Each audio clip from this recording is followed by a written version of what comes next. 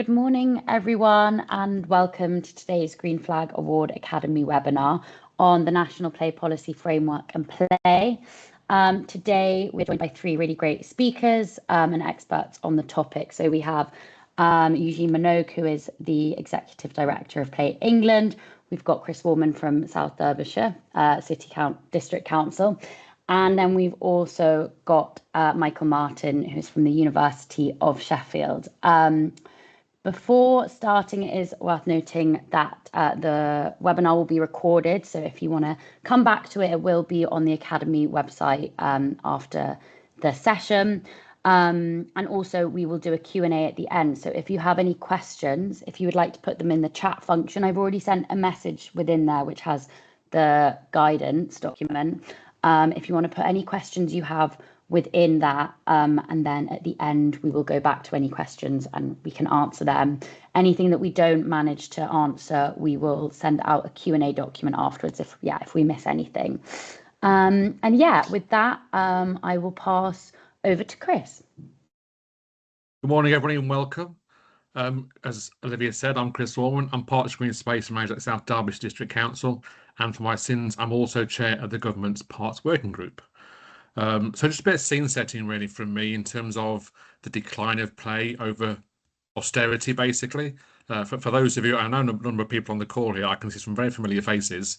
Play Builder is now some distance in the past. Those play areas are in declining closing. We have an increasing issue with obese children or children becoming obese. 20% of reception classes, we've got children classed as obese or overweight, and by the time they reach 10 and 11-year-old, that goes up to 30% of your children are classed as obese or overweight. So there is a growing crisis in our young people. So a couple of years ago, Play England started this major campaign, which Eugene will talk you through because it all starts at Play. I'm building a lot of momentum within Parliament and MPs. As chair of the Parks Working Group, the then Minister Alex Norris tasks the Park Working Group to look at play and support play and deliver on some of the promises that MPs have made in Parliament. That includes the £18 million Playground Fund, and I know a number of you on this call are part of that programme. And if you haven't yet received that guidance, it is in the chat. Please look at that. For those of you that haven't received the current £80 million worth of funding, which is £270,000 for 3 play areas in 66 authorities. That guidance is equally applicable, as we are aware that with LGR on the horizon, there is an investment programme happening within local authorities around play, and they're realising the value of that and the legacy piece for future generations. So that's equally as important for you to look at that guidance. It is best practice in terms of how you consult and deliver. For those of you that are on the programme and have been accepted that money, what I will say is please in particular pay attention to the feedback. That is important for both the Parks Working Group and Play England to demonstrate the importance of improved play facilities. So whilst we all hate doing that feedback, when we do things, it's really, really important to demonstrate to the politicians that this is value for money and is a big return on investment. So we'll do a plug for that. And that's enough from me, because I think I know a lot of names on this call, so a lot of you know me. So I'll hand over to Eugene to take us through. Thank you. Thanks, Chris. Hopefully that is showing on screen now. Lovely. Okay. So I'm going to do some additional scene setting and take you back to early 2024 and do this in a bit of a chronological order to sort of show exactly where we landed. And as if by magic, we timed this webinar perfectly, because the most updated NPPF actually landed on Monday. So I'm going to take you right back to sort of early 2024 and then up to date right to Monday and through the slide deck. So as introduced, I'm Eugene Minogue, former child and now big kid. So I'm lucky enough to be Exec Director of Play England. That is me with hair. So you can sort of, you can see what happens when you start working in local government, what it does to you. So without further ado, this is a bit about Play England.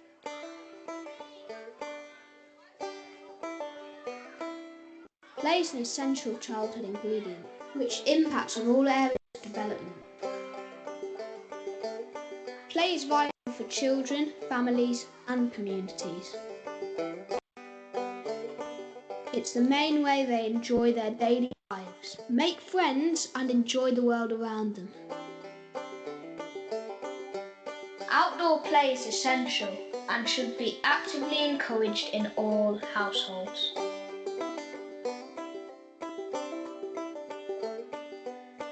However, children are experiencing many barriers to play, including traffic, crime, time spent on screens, social segregation and the busy structured lives of families. As children's opportunities for play have reduced, there has been a growth in childhood obesity, mental health problems, excessive use of screens, social media, and other child-related issues. The pandemic has had an extremely negative impact on children's play and on the play sector, and also has created a legacy of anxiety and loneliness for children.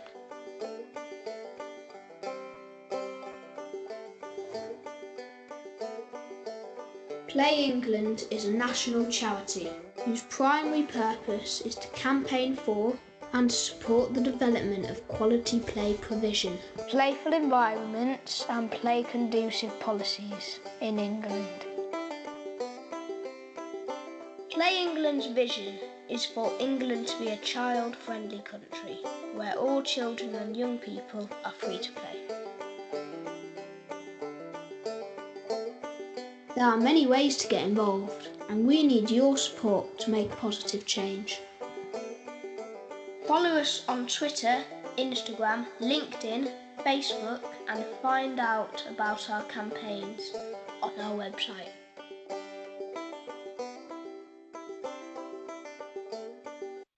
There you go. It's a little bit dated, so you can see the reference to Twitter. So I'm going to just do a little bit of starkness with this. So hopefully all of you are similar age to me, 80s or 90s babies or older for some people. So arguably we was the last generation to play in the traditional sense of the term. So we had a play-based childhood. I'm sure you've all got fond memories of doing things you probably shouldn't have been doing, down the park or down the canal or somewhere else, or Venture Playground if you was lucky enough. But basically, children are now grown up in a phone-based childhood, and society, we've reached a tipping point around that. And I'll start to outline some of the reasons as to why.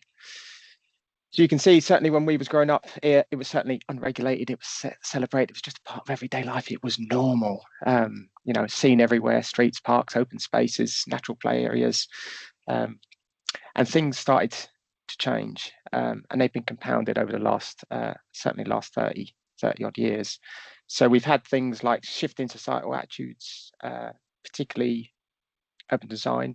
We design our whole public realm around one thing, the car, and we have done for many decades. But then the slow creep of things like no ball games, and just societal attitudes that play is noisy and that is something to be managed, or it's antisocial.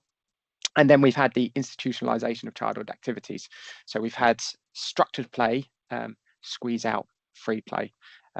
Things like the growth of sports, which is welcome, but at the same time, we need to make sure that we have the right balance between free play and children's opportunities to play versus structured activities or adult-led activities. Not going to go through all of this. Chris has touched on some of this, and you'll know this from your own lived experience as well. So a few headline ones here. Time spent playing outdoors has declined 50% in a generation. Obviously, the big one, park budgets. We've lost 350 million over the last 15 years or so, and more recently. And you can see how much children's roaming distance has been squeezed. So a presentation won't be a presentation without some graphs. So I've got some here for you. These are taken from our strategy. I'm not going to talk about our strategy today because we've got a session coming up on that as well. So there's two graphs here.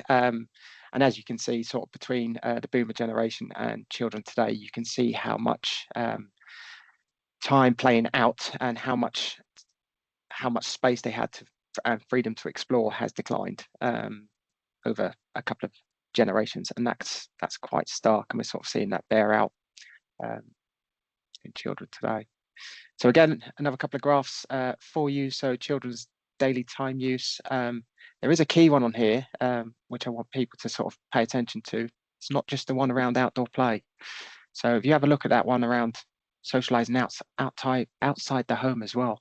So that is with groups of families or friends of going out as a family, or even with your friends and neighbours. So there's a direct correlation between obviously playing out and those bits, and then the rise of things that we spoke about already, screen-based activities, homework, and sport. So these things have increased, organised adult-led activities or structured activities set by adults, but the other stuff has really declined, and obviously that's continued to get worse since 2015.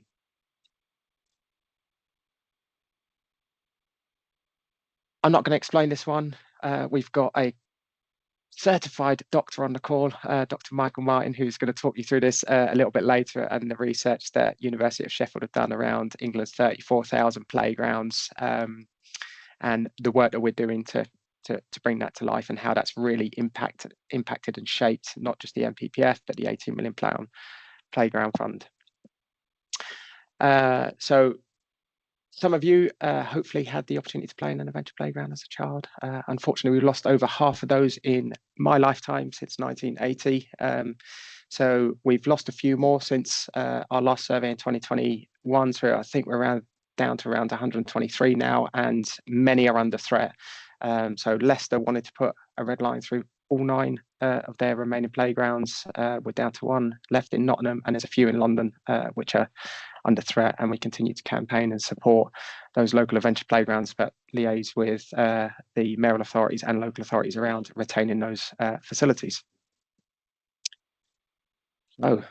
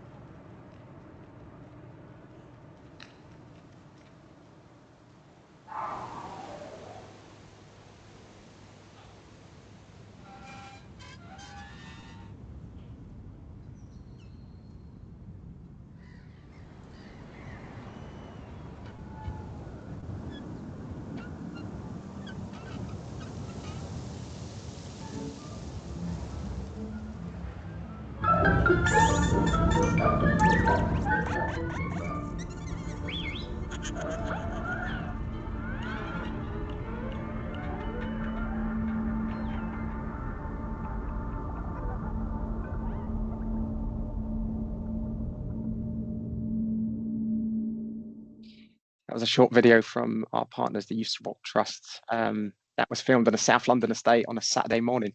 Now, certainly, the housing estate I grew up on a Saturday morning would have been teeming with kids, and it would have been very, very noisy in a good way. So it gives you a sort of snapshot of stuff that you probably already know. That sort of articulates where the state of play currently is. But it doesn't have to be this way. As you can see here, there's a bit of an irony with this sign as well, by order of the Director of Leisure Services. As you can see, the children are telling us they want to play. Chalk markings on the wall. They just need some time, space, opportunity, and freedom to play. But things don't need to be this way, and things are starting to change. No ball game signs. They've been hanging over London since the 1970s. No hope. No freedom. No dreaming.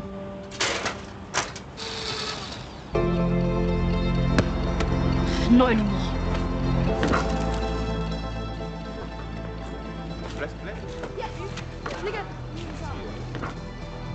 Yo, what you say? Calm down, man.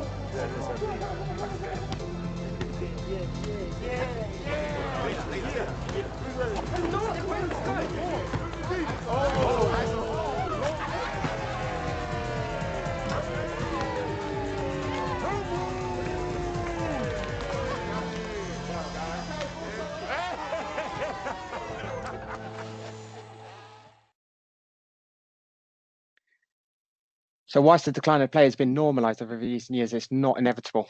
So it's incumbent on all of us as adults and particularly as professionals to give children their childhood back. And it all starts with play. So I'm sure you know all of this. The impact of play deprivation has huge consequences. Chris has touched on some of those. But basically, children today are missing out on connection, expression, independence, movement, and risk, dare I say it, and the benefit of risk. So again, Chris has touched on some of these things, but this is starting to bleed out into society, and we're sort of seeing this particularly with the impact on children's, not just their physical health, but more recently with their mental health. So we're starting to change that. Play deprivation is both a social justice issue and a public health issue. So as I said, I was going to take you back to 2024, and just before, well, I say just before the new government, we published our manifesto, 1st of February 2024, in anticipation of the general election due to happen in that year, and obviously came a little bit earlier than most people were expecting. So as part of that, we outlined to government some key asks with that. One of the things we highlighted was there's nearly 12 million children living in England. So to put that into context, children make up 20% of our population, but 100% of our future. Yet they don't have a effective voice within government, and particularly within the planning system at that time. So remember, when I'm speaking about these things in the context of 2024, so we asked the government, and we started our campaign around introducing play sufficiency legislation in England. Wales have benefited from that for almost 15 years. Scotland have introduced it in 2023 under their Town and Country Planning Act. So England is lagging behind, and our children don't have the same legislative framework as children in Wales and Scotland. As Chris touched on earlier, a lot of you remember the original play strategy. So we're calling on government to develop a new national play strategy. We haven't had one since 2008.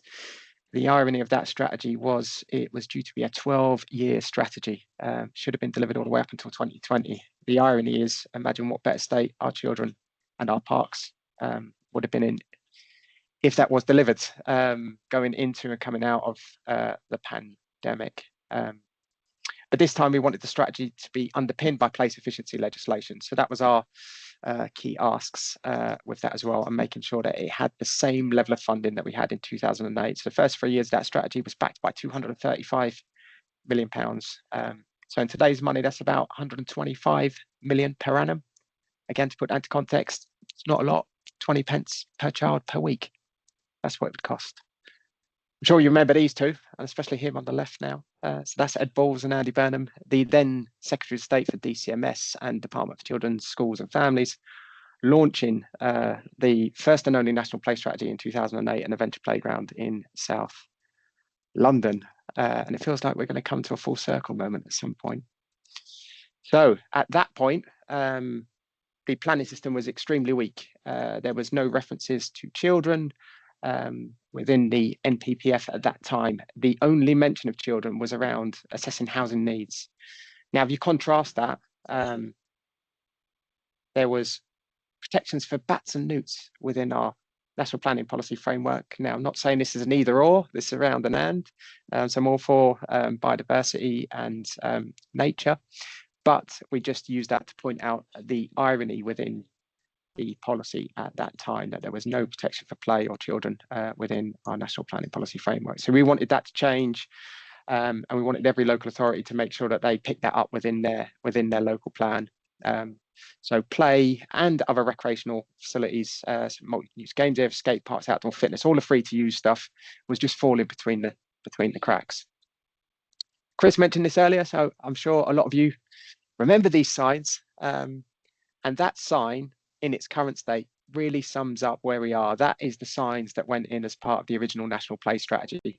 So I'm sure a lot of you remember that rainbow, and largely it sort of sums up where play is. It's just been forgotten and left to rot. So yeah, our manifesto sort of set the tone for it, and we started to have some key wins with that. So shortly after government came in, some of you may or may not be aware of this, but the smoking ban came in on the 1st of July 2007. Up until May this year, it was illegal to smoke in a pub, but perfectly legal to smoke in a playground. So our manifesto asked for that loophole to be closed. We liaised with government, and they have now closed that loophole through the Smoking and Vaping Act, which received royal assent in May this year. When we're speaking to government around this, the actual response when we pointed this out was, what? What do you mean? So we had to point it out, but it just goes to show us as adults, we tend to design things through an adult's lens for adults by adults, and children just get lost within that. So that is now law. And then obviously some local authorities put this in as a local policy, but now it's actually law. So we're starting to see some meaningful change. That was shortly followed by a change to the National Planning Policy Framework, which I'm still finding out a lot of colleagues across local government wasn't aware of. So we had those 3 little words introduced into paragraph 104, formal play spaces. So to you and me, playgrounds, adventure playgrounds, multi-use games areas, skate parks, all of the informal, well, free to use recreational facilities that were out there, we're now putting a statutory foot in, same way as protection for playing fields and sports facilities under the NPPF. So that took a lot of campaigning, but that was a small change, but a small but significant change in December 2024. And then things really started to motor. So in January 2025, the first meaningful debate in Parliament on play in 18 years. The last time it was meaningfully debated was when Ed Balls spoke about the National Play Strategy in December 2008, 6 months after it launched. The then minister gave a response to that. I'm not going to play all of this, but I'll give you a little snippet. And now Justice Secretary Alex Norris. So to address the specific ask by my honourable friend, first of all, with regards to meeting with Eugene Minogue from Play England and to discuss these issues, of course, I'll be delighted to accept. I'll be very keen to meet his constituents, and having had the oral tour of Bournemouth, maybe I could have the physical one as well. I'd be very keen to do that. With regards to the 2008 Play Strategy, I'm going to very, very deftly sidestep any historical comparisons to individual politicians. But what I will say is that the work that we're doing as part of our opportunities government mission, we're working with sector experts around play provision, and we will build from what's come in the past. So I'll stop that there. The full video is on our website. It's only 3 minutes long, but the debate itself is an hour long, really insightful. So that was January, and then in April, the government published the Planning and Infrastructure Bill with that. So that was April, and then in May we launched our strategy. So as I said earlier, I'm not going to touch too much on that today because we've got a session on the 7th of October, so please do book in for that one, and we're going to do a bit of a deep dive on our new 10-year strategy. There is a video here, but I'm not going to play that one because otherwise it reveal too much around what we're going to talk about on the 7th of October. So in April, we obviously had the Planning Infrastructure Bill draft launched, and then obviously it goes through the parliamentary process. In June, we secured an amendment working with Tom Hayes. So a lot of you, I'm sure, are aware people can perceive legislation as being this unwieldy, legalese, complicated stuff. It's not. This is what a play sufficiency duty would look like. 4 clauses, and the 5th one, a few definitions around what they actually mean. So that was laid down in Parliament, and it was backed by 72 MPs, including Tom Hayes. But I'll let Tom tell you a little bit about the amendment. I also rise to speak in favour of new clause 82 tabled in my name, backed by 71 MPs with cross-party support to achieve happy, healthy childhoods. We should bring forward a statutory duty in England, as there is one in Scotland and Wales, to ensure inclusive and sufficient play opportunities. When I look back to the first and only play strategy to be published by a Labour government in 2008, the foreword says this: "Time and space to play safely is integral to our ambition to make England the best country in the world for children and young people to grow up." The full video is on our website. You can see Tom speaking quite passionately about it. there was quite a debate in the chamber around it. So we had obviously cross-party support with 72 MPs. It wasn't voted for and it wasn't voted against. So it actually went to the Lords, and Baroness Bennett retabled that amendment with one minor amendment to it. So that was new clause 5 was dropped in with that. Again, unfortunately, it wasn't taken forward and it wasn't taken back. But what we did secure was a very key amendment or commitment from Matthew Pennycook. He promised to take the principle of this and put it into policy or international planning policy framework. In September, I gave evidence to the Culture, Media, Sport Select Committee. Again, the video is on our website. I have got it here, but I'm not going to play it forward, just conscious of time. Today, growing up in So, as you can see, we was pointing out a lot of the irony with Parliament and legislation around stuff. So that took us up to September. On the same day that I gave evidence, we actually relaunched the APPG on Play. So we had one originally in 2005 and it ran through to 2010, and we had some big hitters on that: Paddy Tippin, Helen Griffiths, and Ed Balls. So obviously he went on to become Secretary of State. But as you can see, politicians aren't on their phones. And we're actually playing with Lego and listening around stuff. So we've had 9 meetings of the APPG over the last year, and that'll be coming back in October this year after conference season. Then in November, we secured 18 million in the budget. And thanks to representations from my honourable friends, the members for Bournemouth East and from Luton North, I am providing £18 million to improve and upgrade playgrounds across England. So yeah, Chris has touched on some of the headlines, but that's out there, and I'm aware some recipients are on the call. We're hoping, or the then Chancellor at the time said that this would be a down payment on Play. So we'll have to see what John Healey and the new government continue to do. So then in December, so after all of the context around place efficiency sort of amendments, government updated and published a draft NPPF in December 2025, and that ran for several weeks with a consultation. I'm sure many of you saw that as well. And as part of that consultation, the government indicated that they were minded to remove Sport England as a statutory consultee with that. Alongside of all of this, they published a new overarching document called the Design and Placemaking Planning Practice Guidance, or the DPPG. I'm not going to talk too much to that because Mike's going to do a deep dive on that as well. So I'm going to hand over to Mike for December, and then I'll pick up Mike. Thanks, Eugene. Yes, so I'm Dr. Michael Martin from the School of Geography and Planning at the University of Sheffield, and together with my colleague, Dr. Paul Brindley, we've been working with Play England and Eugene over the past 18 months or so to bring the stark inequalities that exist for play provision to the attention of decision makers and policymakers. And as Eugene has highlighted, we've had some notable successes, which is brilliant. What I'm going to do in the first instance is just give you a little overview of some of the challenges in terms of inequalities.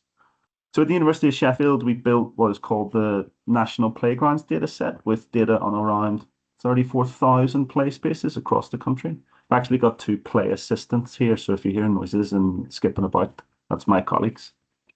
What we did was we wanted to put essentially the most kind of comprehensive picture of play provision together, and we did that by using 21 different indicators across 4 domains. So we looked at the count or the number of playgrounds, but we looked at it in relation to the population of children. So we looked at it in terms of count per child. We looked at the size of those playgrounds to see how big or small they are, their distance to where children live, which is really important, and also then their relationships to deprivation. Next slide, please. What we identified when we looked at these indicators and across these domains is that there are substantial inequalities in play provision across England.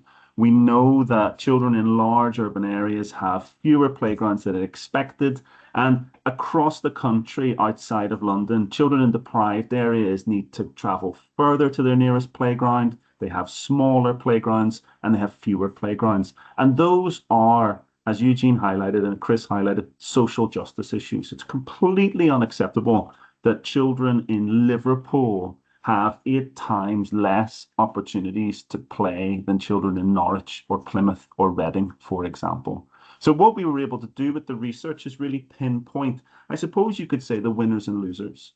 There are extreme outliers at the top or the bottom end, but the reality is there are very few places that were performing adequately at all. Some places are kind of doing okay, but most are somewhere in between those extremes, essentially.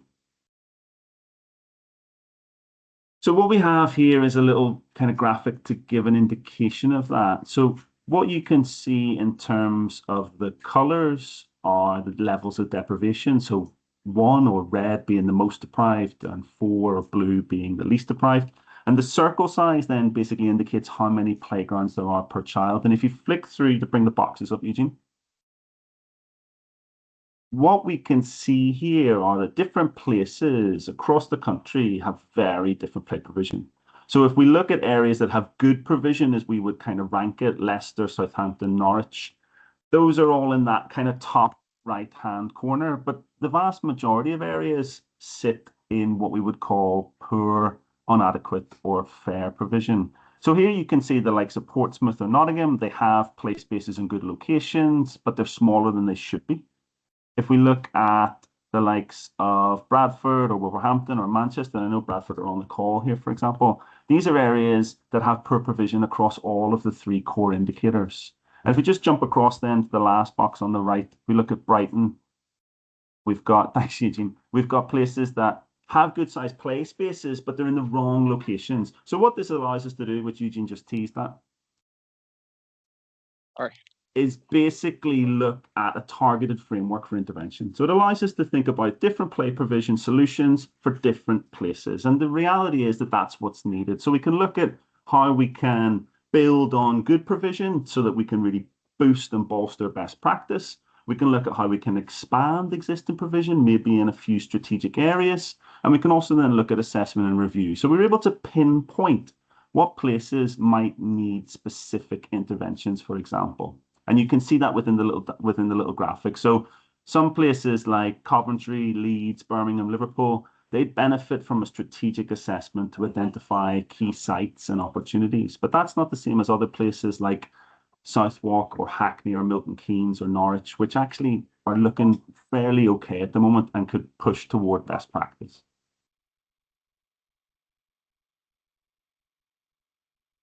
One of the key challenges is that we can't really overcome these types of deficiencies without a strategic approach. So we need a strategic evidence-led approach to play provision planning going forward. And one of the things that was particularly challenging here is that a lot of local authorities don't really have access to the data that I've just described. They can't describe what play provision problems exist within their local patches. They would know roughly what might be happening, but without that evidence and that data supporting that and giving that a foundation, it's difficult to convince decision makers to actually do anything about it.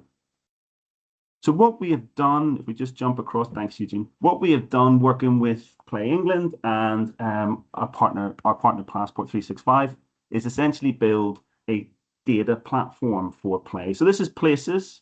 It's the national play provision platform for play. It allows you to look at different data impact in play, such as deprivation, as shown on screen. And it allows you to compare that across different deprivation quartiles and across different places, for example. So we can look at London by comparison to, say, for example, the east of England. So we're able to transition really in different ways from a national picture down to a local picture. Here we have Cambridge, for example. And we can then look at what that looks like within a particular place. So as we funnel down, we can then get an understanding of what those challenges might be in any particular location. Here we can see Cambridge's 103 playgrounds kind of ranked by specific tiers, which allows us then to understand tier 2 sites by comparison to tier 1 sites, tier 1 and 2 being higher performing than tier 3 and 4, for example. So what this allows us to do is produce essentially a data table and report that allows decision makers to look at the local level, back up to the regional level and the national level. And that essentially allows us to inform strategies in different ways at different spatial scales. So Places essentially allows you to build reports around a number of different factors. We can see here sort of 3 different examples. We've got the population of children, where we can see where the playgrounds are in relation to those key clusters of where children actually live. We can see in relation to deprivation. And in the particular example here, we've got the London Borough of Brent, and you can see really, really good, robust relationships between those darker areas of red and orange that are more deprived, and a strong clustering of play provision. And then we've got distance buffers. So Places looks at distance across 4 different levels: 100 meters, 300 meters, 500 meters, and 800 meters. And what that's about is really trying to get toward European and international best practice, where 200 to 250 meters tends to be the target. And we, looking at the spatial evidence here, are noticing that there are very few places in this country that are achieving that. The key thing, though, is the entanglements.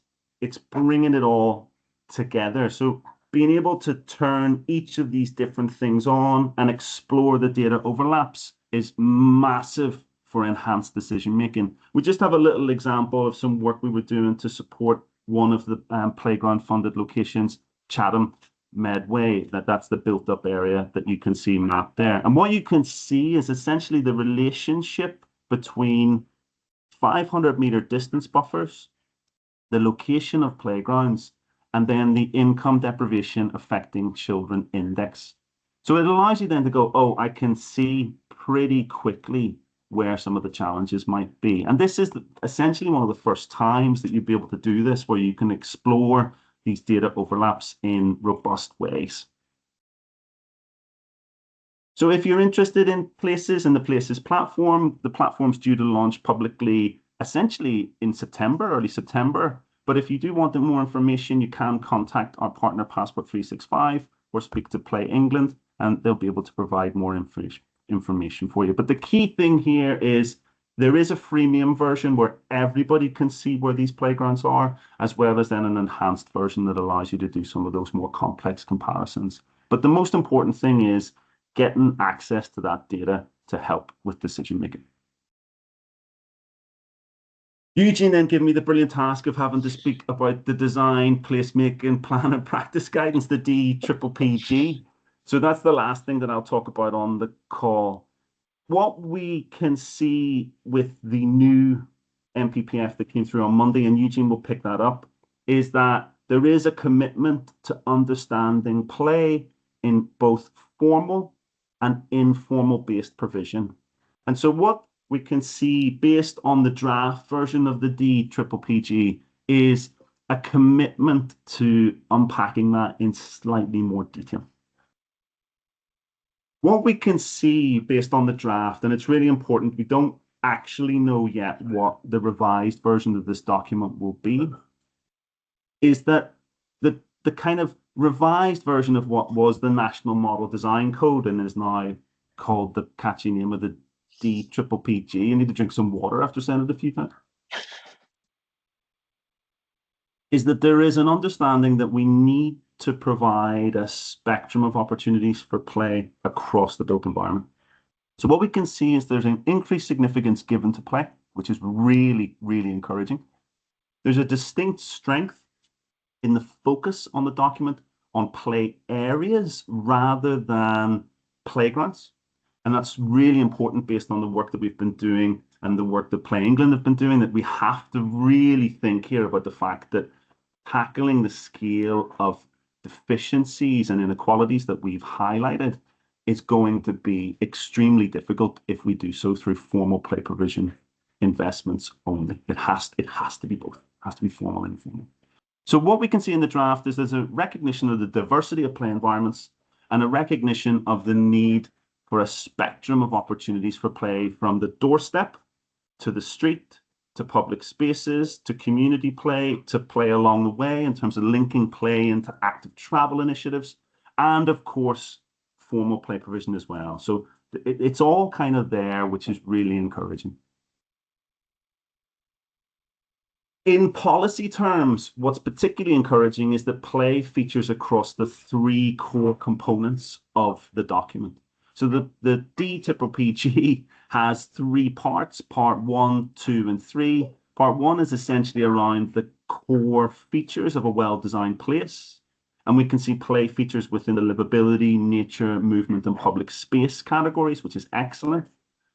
We can see then in the design quality in the planning process section, part 2, play is sitting within the engagement element. It's sitting within the techniques element, and it's also sitting within the design element, which is brilliant as a combination. Part 3 then is about helping local entities with design codes. And that is where we can see some really good references to play across a range of what is essentially gobbledygook policy numbers from L1 through to P4II. But I'll pick up on that P4II because that one's actually really interesting. What we can see within this draft is an emphasis on moving toward what Eugene highlighted as a play sufficiency approach. So what we can see is that there is a distance isochrone added from the location of a proposed development to understand what are the play opportunities within that 400-meter distance. Now, we weren't fully sure about 400 meters. I think that's important to say. In our submission with Play England to the evidence call, we were asking for maybe a little bit more than that, but it'll be interesting to see what happens. But even 400 meters is a brilliant starting point. What you can see here within this is a need to understand what play space provision or play opportunities exist within that distance. And that's a major change in moving toward a play sufficiency model. It's not quite a full commitment to play sufficiency, but it's a certain starting point, which is excellent. What we were able to achieve working with Play England and working with MHCLG is to embed some of these best practice approaches within the 18 million Playground Fund guidance. So within the guidance, as Chris highlighted at the outset of the call, there is a glossary of terms, and I just wanted to bring you to kind of to the attention of kind of 3 or 4 of those terms. One is play sufficiency itself, which is a principle concerned with whether children have sufficient time, space, opportunity, and freedom to play. So that one's really important. But there's also aspects in terms of what accessible play is, what inclusive play is, and what integrated play is. So do have a look at the guidance. It's really helpful. It allows you to distinguish between some of those things. And not every location will have all of these problems. Some may need to focus on specific aspects of them. So I'll finish really quickly. Significant step forward in the DPPG in terms of recognizing children's need for a spectrum of opportunities for play. And that's really, really necessary if we're actually going to engage with the inequalities that we've highlighted today. Thank you very much. Thanks, Mike. So I'm going to wrap up, conscious we've only got a few minutes left. So yes, the 18 million is out there. Yes, we know it's not enough, but it's a start. So I'll take that. But those of you that are recipients, I'm sure you all got your EIs in on Monday. Those of you that aren't, as encouraged, please do go and read the guidance because it's really, really helpful, just generally across the board for play and particularly playgrounds. So all of this is out there, 270 per local authority. And there's a little bit of revenue that sort of goes along with that. It's all evidence led by the stuff that Mike has outlined. So that's come through, and it's a big policy win to get this stuff on the .gov.uk website. So it's there now, which is great. And it gives us a platform for future investment.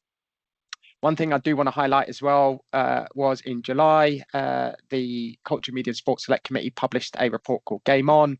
That was the evidence, part of the evidence that I gave to that select committee amongst others. Government has published their response, and as you can see on there, government have responded quite positively to things like no ball game signs. So in principle, they support that, but they stop short of legislating for it as well. So do go and read that as well. I've got a video from Liam Byrne, but just in the interest of time, I haven't got the time to show you that, but he gave quite a robust response to it in Parliament. And then very, very hot off the press, Monday was the new National Planning Policy Framework. So the 2026 one was published on Monday.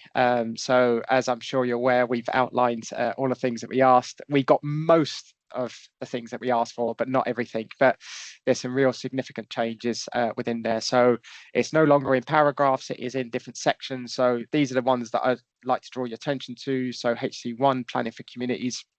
So as you can see in there, it now sets out standards around that for play within that as well, and making sure that there's a heavy emphasis on quantity and quality as well, and other bits within there. HC4 as well has now got commitments around play within there.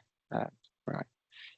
See if I can move that on. There we go. And then in the glossary of terms, play is also referenced. We've also got some bits in HC session, but one of the big ones is whilst we've managed to retain the principle, well, the commitment of what was paragraph 104 around formal play spaces has now been expanded to include informal play as well.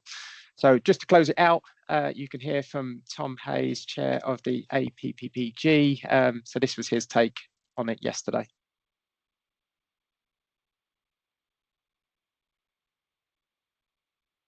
A council that has been cash-strapped has allowed playgrounds to rot, and developers have built upon play spaces. With the changes that we've just secured from the government, that won't happen anymore. Councils will now have to provide connected, inclusive and accessible play spaces in their local plans. And we've got explicit protections for both informal and formal play opportunities. Any proposed loss of play equipment has to be replaced with the same or better, both in terms of quantity and quality. And now play spaces can't just be built upon or lost to developers. And Sport England are still going to have a major say over the biggest planning applications. We know that whenever there's a loss of playing fields, they just don't come back, and we can't allow that to happen. And it's expected that children will be involved in the design of any upgrades or any new playgrounds. And this is just the start. It all starts with play, and working alongside Play England, we're going to keep on pushing for better play opportunities.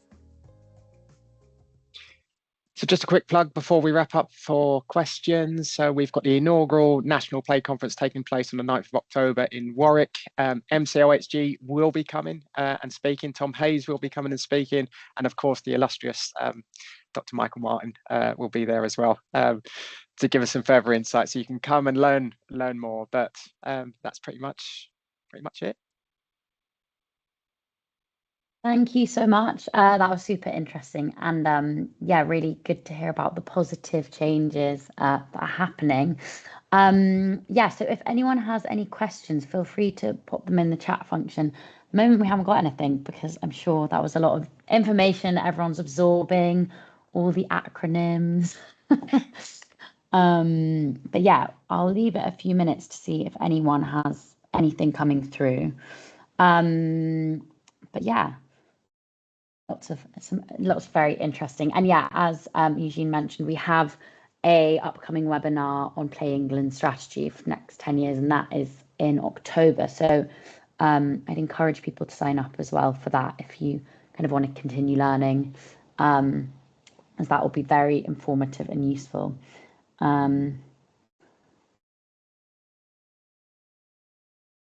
We've got one question. How they've asked about how to get access to Places, the platform. So it's open for pre-launch inquiries. So Mike teased it. Yes, it's formally launching a little bit later.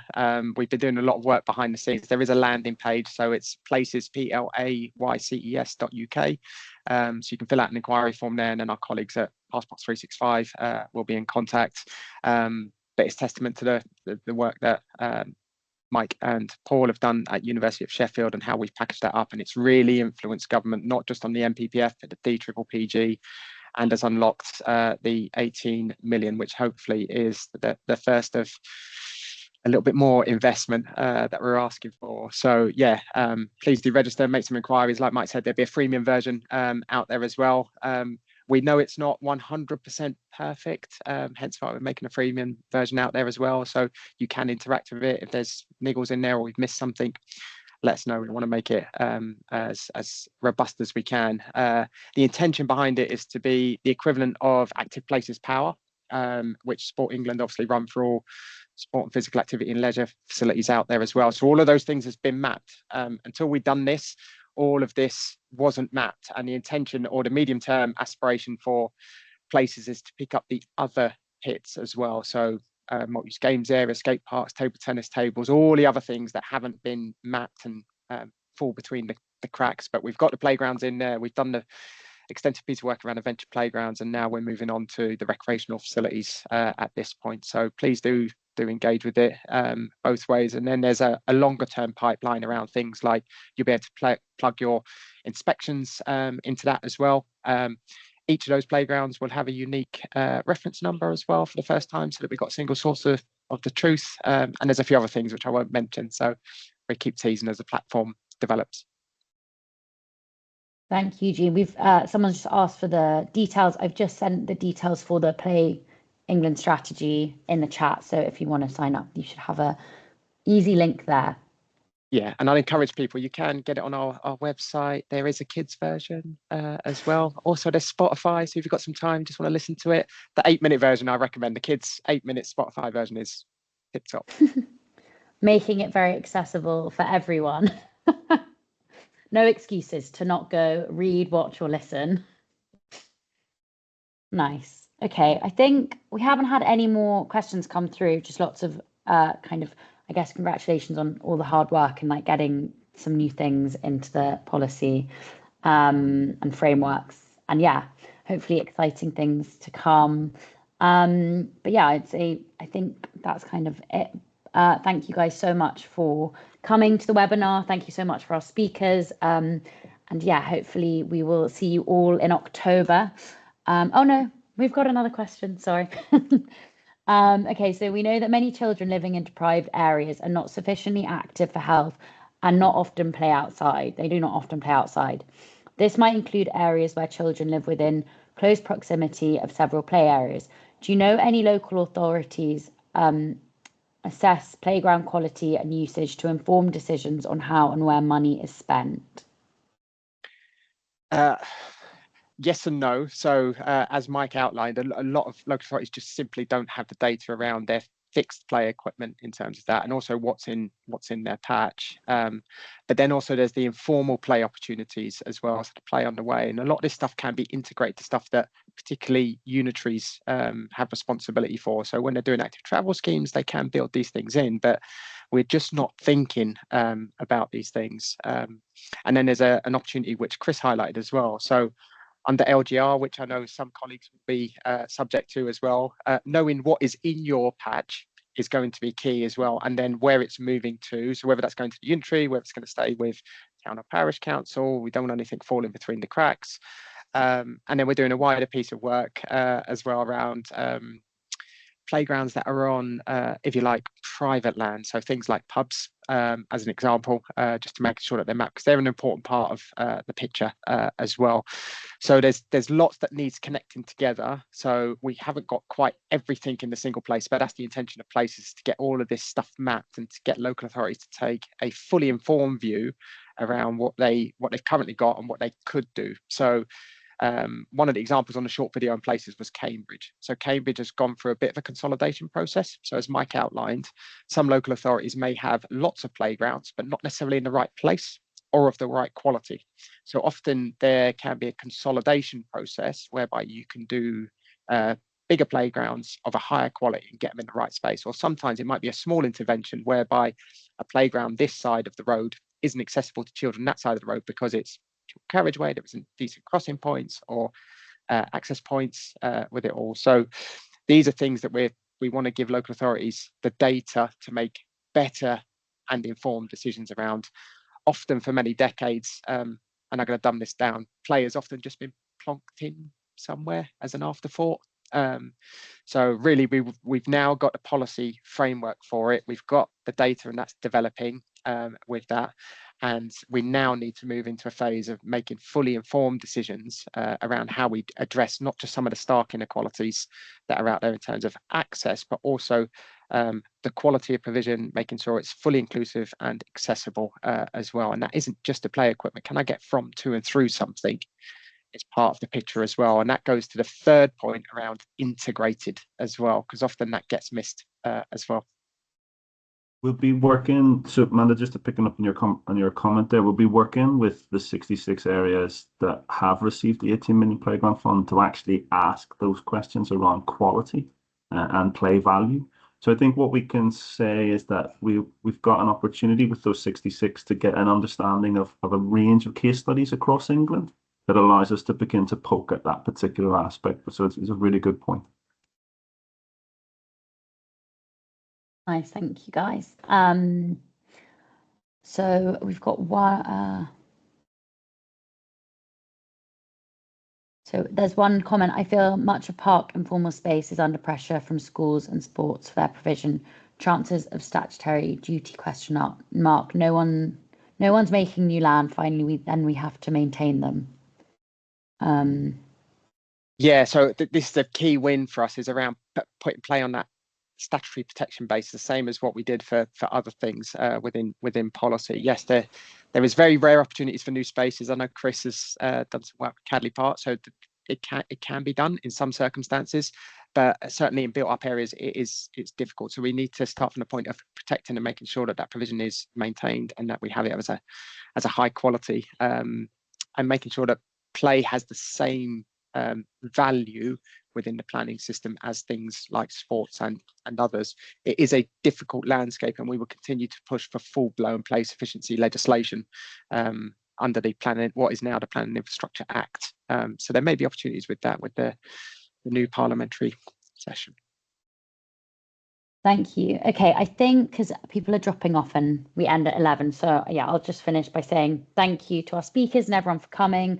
We will be putting this webinar on the Academy website so you can rewatch it. We'll also be sending out a survey. So if you have any feedback, we'd love to hear it. And yeah, if you ever have anything you would like to see on the Academy or you need help with, please feel free to reach out to me. I'm going to put our Academy details on the screen hopefully now. Don't know if you can see it, but yeah, so you can feel free to email myself or Michelle, and you can find the website here and our email address. But yeah, thank you so much for everyone for coming, and yeah, hopefully see you in October. Thanks, see you all. Everybody, take care. Bye.